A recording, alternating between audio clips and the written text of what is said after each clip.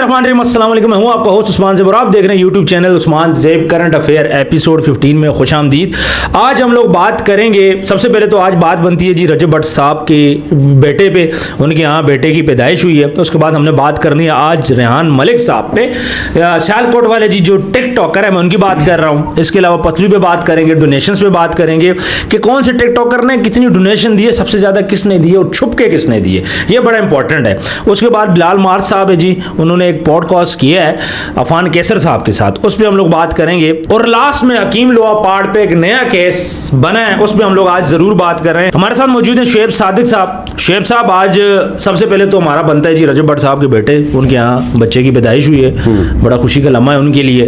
लोग, उनके फैंस भी सेलिब्रेट कर रहे हैं, कहीं ना कहीं पे चीज़ें कुछ ना कुछ बेहतर होने जा रही हैं उनके लिए। आप क्या समझते हैं कि अब जो उनके ऊपर केसेस चल रहे हैं, जो उनको एनसीसीआई की तरफ से भी नोटिस गए, वैसे भी गए, अब उनके यहाँ बच्चे की पैदाइश होती है, एस्ट्रोलॉजी के यहाँ बच्चे की पैदाइश हो रही है। देखें, ये दोनों पैदाइशें तकरीबन इकट्ठी हैं, बिल्कुल ठीक है, दोनों पाकिस्तान के बड़े यूट्यूबर हैं। ऐसा ही है। तो क्या चीज़ें कुछ बेहतर होंगी? देखिए, इंटरनल फैमिली में तो बेहतर होंगी। मुझे तो ऐसा लग रहा है कि इनका जो रिलेशन है मियाँ बीवी का, ये तो बड़ा स्ट्रांग हो जाएगा। उसकी रीज़न ये है कि जब औरत के पास जो है ना समझ लें कि बच्चा नहीं होता तो वो और मामलात में उलझी भुलझी रहती है, लेकिन जब बच्चा आ जाता ना तो फिर उसके मामलात ठीक हो जाते हैं। बिल्कुल ऐसे। तो रजब भट्ट के साथ भी ऐसा ही होने जा रहा है कि एक तो बड़ी ज़बरदस्त खुशी मिली है, लोगों ने बड़ा सेलिब्रेट किया है। आपने वीडियोस देखी, बड़ी हैरान कन बात है, कनाडा में बैठकर लोगों ने सेलिब्रेट किया। कोई केक काट रहा है, कोई जो है ना वो इसके जो है ना वो सदके दे रहा है। आपने वीडियोस देखी होंगी, लेकिन कहने का मतलब ये है कि जनाब इतनी ऑडियंस उसके साथ जुड़ी हुई है कि लोग उसको इतना पसंद करते हैं, तो उन्होंने भी खुशियां मनाना शुरू कर दी हैं। सर, इनक्रेडिबल सी बात है, इतना लोग मतलब वेट कर रहे थे, फिर बच्चा पैदा होता है, फिर लोग मैसेजेस करते हैं, हमें मैसेजेस कॉल्स आ रही हैं। मुझे एक बंदे ने मैसेज किया है, रावलपिंडी का बंदा है, तो वो मुझे कह रहा है कि जनाब मैं जो है ना वो सेलिब्रेट करना चाह रहा हूँ, तो आप यहाँ पर आए और हमें कवरेज दें। मैंने कहा अल्लाह के बंदे, और कोई काम नहीं है? कहता नहीं जनाब, रजब का मैं फैन हूँ। हाँ, बड़ी बात है वैसे। ये बहुत बड़ी बात है जनाब। अच्छा, दूसरी बात ये कि अब चूंकि बच्चा पैदा हो गया, वो जो नेगेटिव बातें थी जी, घर टूट गया, डिवोर्स होगी, फलाना, खत्म होगी वो सारी बातें। बहुत सारे लोग जो है ना सोशल मीडिया के ऊपर बैठ के जो वो अपने आप को ये कह रहे थे कि जनाब हम जो है ना ये पता नहीं कोई कार्ड्स हाथ में पकड़ के बैठ कर जी इसको तलाक हो जाएगी और ये कभी भी घर नहीं चल सकता, और लुट गया, बर्बाद हो गया। हाँ जी, ऐसा ही है, तलाक होगी। तो रजब ने उसके बाद एक ब्लॉग भी किया था इसके ऊपर, बताया भी था कि वो काम बुढ़ी माई हो चुकी, किसका बोला था। अच्छा, अब एक ये ना, जब आपका बच्चा हो जाता है, उसके पहले क्या होता है, जब आप शादी करते हो टूटने के चांसेस होते हैं, बिल्कुल होते हैं। जब तक बच्चा नहीं होया, अब जब बच्चा पैदा हो गया तो क्या हुआ, औरत थोड़ी सी वीक होगी, औरत पे रिस्पॉन्सिबिलिटी बढ़ गई। अब वो थोड़ा सा कहीं ना कहीं शोर पे डिपेंड करती है, चाहे फाइनेंशियल करे। लेकिन थर्ड स्टेज ये आती है जब बच्चे बड़े हो जाते हैं, तो फिर औरत और मजबूत हो जाती है। ये बात है कि नहीं है? देखिए, अब ये डिपेंड करता है इन लोगों के ऊपर कि जनाब ये बच्चे को यूट्यूबर बना रहे हैं या उसको जो है ना वो कोई साइंसदान बनाएंगे या कोई गैंगस्टर टाइप बनाएंगे, ये तो इनके ऊपर डिपेंड करता है। अगर इन्होंने परवरिश अच्छी की तो बच्चा जो है ना वो रिस्पॉन्सिबल होगा, अदरवाइज मामलात आपके सामने होंगे। फिर यूट्यूबर बनेगा तो फिर तो आपको पता है, फिर उसके ऊपर भी केसेस वगैरह शुरू हो जाएंगे। नहीं, मेरा ख्याल है आज से 20 साल बाद पता नहीं क्या हालात बनते हैं, उस टाइम तो ब्लॉगिंग बिल्कुल बंद हो जाएगी। लेकिन नई चीजें आ जाएंगी ना, क्रिएटिविटी बहुत ज्यादा आ जाएगी, बिल्कुल है, और हो सकता है मुल्क से बाहर जाए। अच्छा, थोड़ा सा हम लोग आगे बढ़ते हैं, पतलू की हम लोग बात करें, बल्कि पहले रेहान मलिक की बात करें जी। रेहान मलिक का क्या मामला है? देखिए, ये भी टिकटॉकर हैं। हाँ जी, रेहान मलिक ये टिकटॉकर तो हैं, लेकिन इनको थोड़ा सा शौक है कि कंट्रोवर्सीज में जाने का, और ये कोशिश करते हैं कि जो है ना वो किसी भी एक फेम वाले बंदे को पकड़ के ना उसको रगड़ा लगा दे। आप किसको पकड़ लिया? अभी इन्होंने कोई पतलू के ऊपर भी बात की है, अच्छा, रजब के ऊपर भी बात कर रहे हैं। हालांकि इसके अलावा आप देखें, डॉक्टर अफान कैसर है, पाकिस्तान का बड़ा कंटेंट क्रिएटर है, बिलाल मार्थ हो गया एक, उन्होंने बैठ के जो पॉडकास्ट की उसके अंदर उन्होंने यही चीज कही है कि जनाब एक बंदे को इतने लोग फॉलो करते हैं तो उसके अंदर कोई चीज तो है।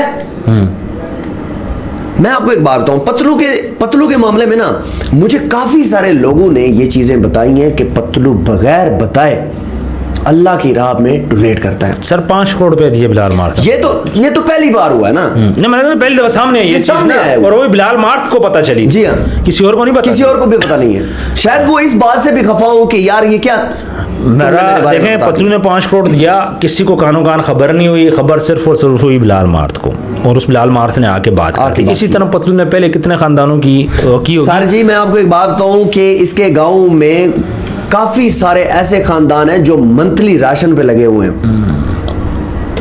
ठीक है, लोगों को ये डोनेट करता है, लेकिन ये है कि बगैर बताए जो है ना वो इसने अब कभी हाथ नहीं। अच्छा, मैं रेहान मलिक साहब की अगर बात करूं तो मुझे बताएं, आप पाकिस्तान को क्या दे रही हो? अगर आप कुछ कह रही हो ना, आप भी टिकटॉकर ही हो ना जी, कड़ा तुसी साइंसदान हो, आप भी टिकटॉकर ही हो, पहचान आपकी टिकटॉक की है। फिर उसके बाद अगर आपका कोई कारोबार है तो आपके अपने लिए आप लोगों के लिए तो नहीं है वो। तो पाकिस्तान को आप क्या दे रहे हो?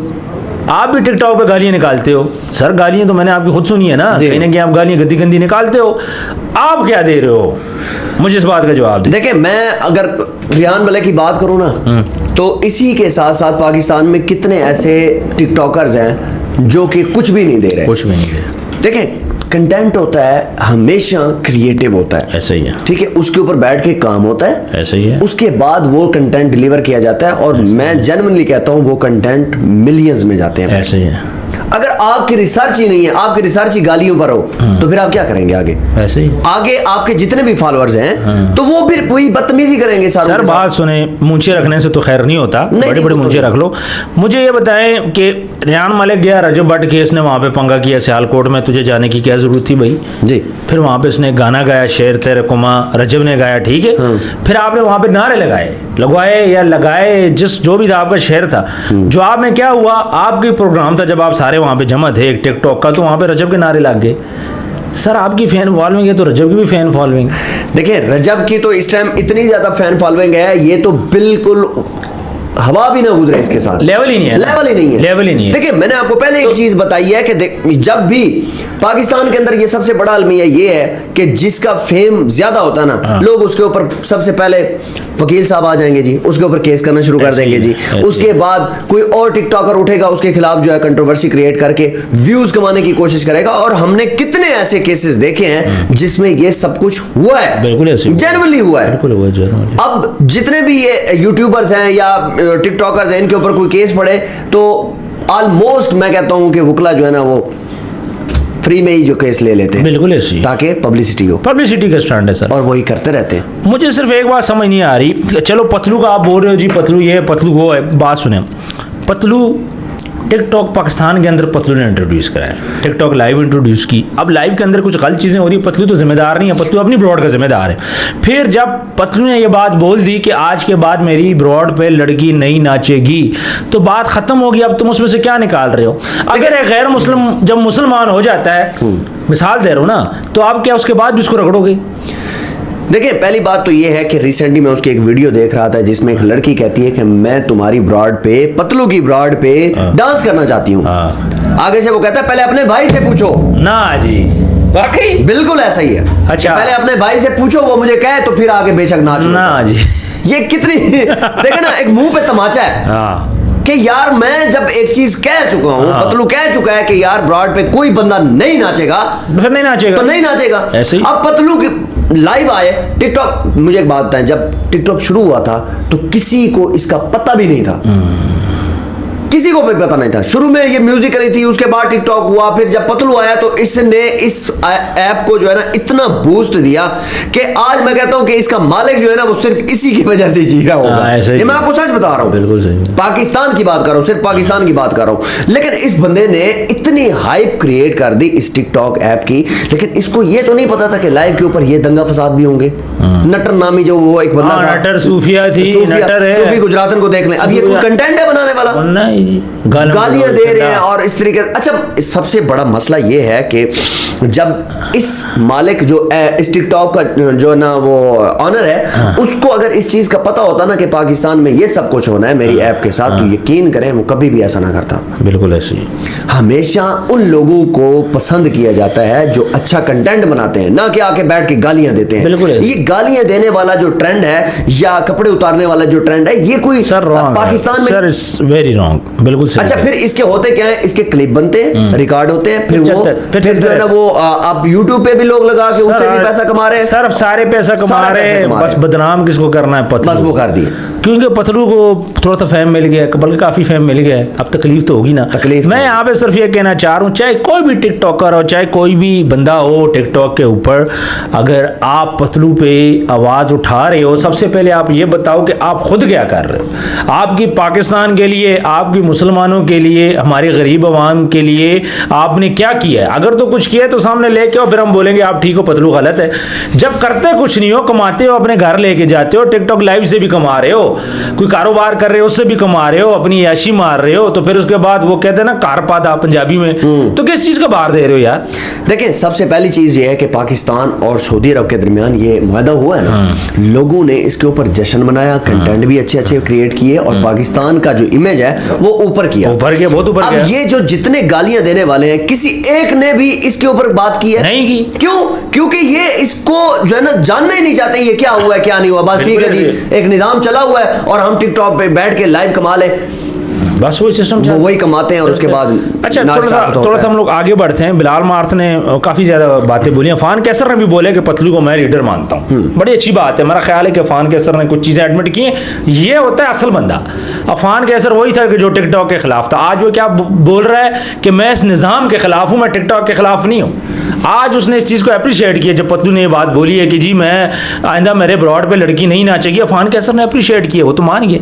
देखिए, दूसरी साइड पे वो जो रेहान साहब हैं वो नहीं मान रहे, वो पतलू जिधर जाता है जी पतलू ने ये किया, मौलवी के पास जाता है पतलू ने ये किया। रेहान तारिक ना, मैं आपको एक बात बता दूं, रेहान तारिक के अंदर ये मसला है कि ईगो उसके अंदर बैठ गया। हालांकि हम यहाँ पर बैठे हुए हैं, अगर हमारे खिलाफ मीम्स बनती रही हैं सर, बनती रही हैं, लोगों ने गालियां तक दी हैं, तो क्या हुआ? इसमें क्या है, अगर पतलू के एडिटर्स ने या इन लोगों ने इसके ऊपर बातें कसी हैं तो फिर तुम उसको ईगो लेके जा रहे हो, ठीक है, एक टॉपिक क्लोज हो गया। लेकिन मसला ये नहीं है, मसला फेम भी चाहिए ना, फेम चाहिए, मसला फेम चाहिए, और उसको फेम लेने के लिए वो पता नहीं किस हद तक जा रहा है। देखिए, पाकिस्तान में ला है, ठीक है, अगर पतलू के एडिटर्स ने या पतलू ने कोई उसके खिलाफ बात की है तो एनसीसीए में जाओ, सीधा जाओ, वहां पर जाओ, केस दो, उसके बाद इसके ऊपर बात भी ना करो। बिल्कुल ऐसे ही, क्योंकि पाकिस्तान में अगर ये एजेंसी मौजूद है तो वो आपको प्रोटेक्ट करेगी। बिल्कुल ऐसे ही, अगर नहीं करती फिर आप आके सोशल मीडिया के ऊपर बात करो कि जनाब दोबारा अपनी जबान से मेरा मुंह। सर सिंपल सी बात है, फेम लेने के लिए किसी को गंदा ना करो, चाहे वो पतलू हो, चाहे वो रजब हो, चाहे जो। देखिए, मैं आपको पहले बात बता दूं कि पतलू के सिलसिले में मैं जो बात करूंगा ना, वो ये है कि पतलू को उसकी कामयाबी और पैसा जो है वो किसी को हजम नहीं हो रहा। और याद रखें, आपकी कामयाबी आपकी सबसे बड़ी दुश्मन है। बिल्कुल ऐसा ही है। लोग जितना मर्जी आपके खिलाफ बात करें ना, हसद करें, अल्लाह पाक ने आपको एक मकाम देना है, वो आपको मिल के ही रहेगा। बाकी मुश्किल टाइम तो हर किसी पे आता है। अच्छा, मुझे बताएं ये हकीम शहजाद लोहा पहाड़ ने क्या किया है? देखें जी, हकीम शहजाद लोहा पहाड़ के ऊपर बहुत ज्यादा जो है ना लोग वहां पर वीडियोस भी बना रहे थे, और जो बिल्कुल अनपढ़ लोग हैं ना वो उसके ज्यादातर करीब रहते हैं। ऐसे ही है, ये मैं आपको फैक्ट बता रहा हूं। ऐसे ही है, बिल्कुल ऐसे ही है। अच्छा, वो सिर्फ और सिर्फ इसके साथ जाएंगे, वीडियो बनवाएंगे, जी देखें जी मैं हकीम लोहा पहाड़ के साथ वीडियो बना के आया और मैंने ये कर दिया वो कर दिया।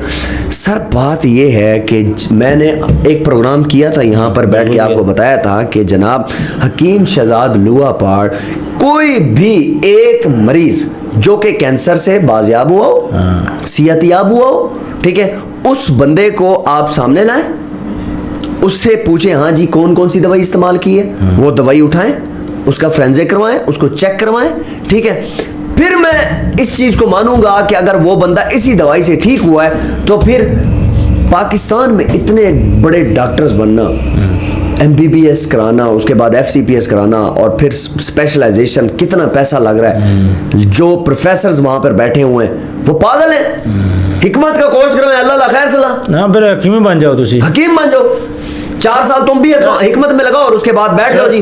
सबसे बड़ा मसला इसके साथ पता क्या, मैं आपको एक बात बताऊं, जिस दिन से इस बंदे ने शादी की है दानिया शाह से, उसके बाद इसकी फक्की भी बिकी है, ठीक ठाक बिकी है। मर्दाना कमजोरी जो कि पाकिस्तान का सबसे बड़ा मसला है, उस मर्दाना कमजोरी के ऊपर इस बंदे ने फिर 80-80 हजार रुपए के कोर्स बेचे हैं। वहां के जो लोकल सहाफी है ना, मेरी उनसे बात भी होती है तो वो मैं उनसे ये पूछता हूँ कि यार ये सब कुछ क्या है, तुम लोग आवाज क्यों नहीं उठाते? आवाज उठाते तो नीचे गालियां पड़ती हैं। उसकी रीजन ये है कि वहां पे व्यूअरशिप जो है वो इनको गालियां देती है, सही है, सही। रिपोर्टें मारती हैं इनको, उनके अकाउंट्स फिर डिलीट हो जाते हैं। तो बात करने का मकसद ये है कि हकीम शहजाद लोअर पार्ट को अब बुलाया गया है कि जनाब आप आए और आपने जो अद्वियात वगैरह ये बेची हैं ये इंसानी सेहत के लिए ठीक नहीं है। अच्छा, अब एक बंदा जिसको मर्दाना कमजोरी का चलो मसला भी है, अगर उसको इतनी गर्म दवाइयां खिला रहे हो आप, तो वो उसके साइड इफेक्ट तो है, साइड इफेक्ट तो होगा सर, तो वो साइड इफेक्ट जो है ना उसको खराब कर रहे हैं। तो अब हकीम शहजाद को ड्रग इंस्पेक्टर ने एक नोटिस भेजा है कि भाईजान आप आए और आप पेश हों। अच्छा, और जब तक ये पेश नहीं होंगे तो फिर इसके बाद दवाखाना बंद, मामलात खत्म। हकीम साहब मतलब फंस गए इस दफा। हकीम शहजाद को इसके जो वलीमा है ना, उसने वलीमा ने इसको डुबो दिया, रजब को इसकी शादी ने। अब होता पता क्या, मैं आपको एक बात, जिस दिन इसके पॉडकास्ट ने, अब होता क्या था कि इसके वलीमे के ऊपर इसने पूरा 20,000 लोगों का एक पूरा सिस्टम बनाया हुआ था कि वहां से जो निंद्रा शिंद्रा आएगा, ठीक है, तो वो जो है ना वो एक इनकम जनरेट होगी। 20,000 में एक बंदा भी जो है वो आपको अगर 5,000 या 10,000 रुपया देता है, सर किसी ने 50 भी दिए होगा, किसी ने 5,000, किसी ने आप कैलकुलेशन करें कितना पे जाता बहुत सर, ये तो बड़ी कहानी। इसने जो पैसा लगाना तो उसे डबल ट्रिपल पैसा जनरेट होना था, लेकिन होता कुछ इस तरह है कि इसको जो है ना वो फिर एजेंसी ने उठा लिया टाइम से उसी वलीमे वाले दिन। और ये इससे रिटर्न लिखवाया गया कि जनाब आपने जो इससे पैसा कमाना है वो सलाब जदगान में देना है। ऐसा ही है। मैं आपको पहले ये चीज कह रहा था कि ये बंदा जो है ना वो सलाब जदगान की या हमारे जनूबी पंजाब में जितने भी लोग इस चीज से मुतासर हुए हैं ये उनके ऊपर मजाक कर रहा है। एक तरफ आपका इलाका डूब रहा है, दूसरी तरफ आपकी मुजरा पार्टी मुजरा करवा रहे हो। ये कितनी गलत बात है। बिल्कुल। और हुआ ही ऐसा कि उसको जो है ना उठाया गया फिर। बिल्कुल। अब हकीम शहजाद साहब को वहां पर बुलाया जाएगा, वहां पर दवाइयों के सैंपल लिए जाएंगे, जब तक सैंपल नहीं पास होते तब तक ये दवाखाना मैं इधर लिखता हूँ ना, Hakim law part in trouble thumbnail के ऊपर जी। ये जो है ना मेरा ख्याल है कि आज की जो सबसे जो रजब के बाद जो न्यूज़ है ना ये और इस दफ़ा ऐसे बंदों पे हाथ डालना भी चाहिए। वैसे देखिए इसके साथ साथ और भी लोगों ने जो हिकमत में पड़े हुए थे पहले, जिनको कोई मुंह ही नहीं लगाता था, उन लोगों ने भी सोशल मीडिया पे आके शुरू कर दिया जी। साथ में एक आधा डाला रखा, ठीक है, 4-5 जो है ना वो मुंशी शुंशी रखे, और वो जो है ना वो कोई फक्की बना रहा है, कोई क्या मामलात कर रहा है, तो वो जो है ना इनका मंजन बिकना शुरू हो गया। तो इसने यकीन जाने कि अगर जनूबी पंजाब में कोई एक समझदार बंदा है ना तो इसको कोई सपोर्ट नहीं करता। शुएब साहब बहुत बहुत शुक्रिया, आपने बहुत अच्छी बातें की। व्यूअर्स कमेंट सेक्शन में अपनी राय जरूर दीजिएगा, और अगर आपको कोई बात करना चाहें, कोई बात पूछना चाहें तो हमसे आप पूछ सकते हैं। अपना ढेर सारा ख्याल रखिएगा, मिलते हैं नेक्स्ट वीडियो में। अल्लाह हाफिज़।